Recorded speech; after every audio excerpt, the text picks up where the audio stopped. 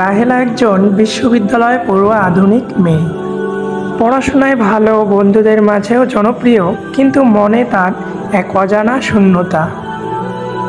জীবনের লক্ষ্য যেন কেমন জানি হারিয়ে গেছে।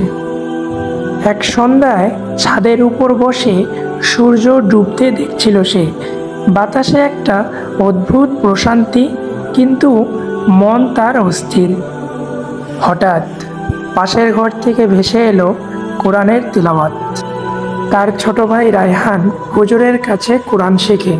কোরআনের সেই সুর যেন হৃদয়ের গভীরে আঘাত করল।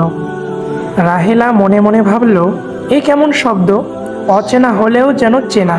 শান্তি লাগে, কিন্তু কেন? সে কিছুক্ষণ চুপ করে শুনল।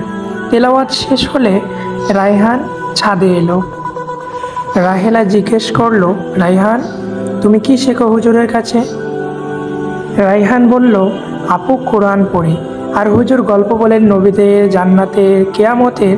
আমাকে খুব ভালো লাগে।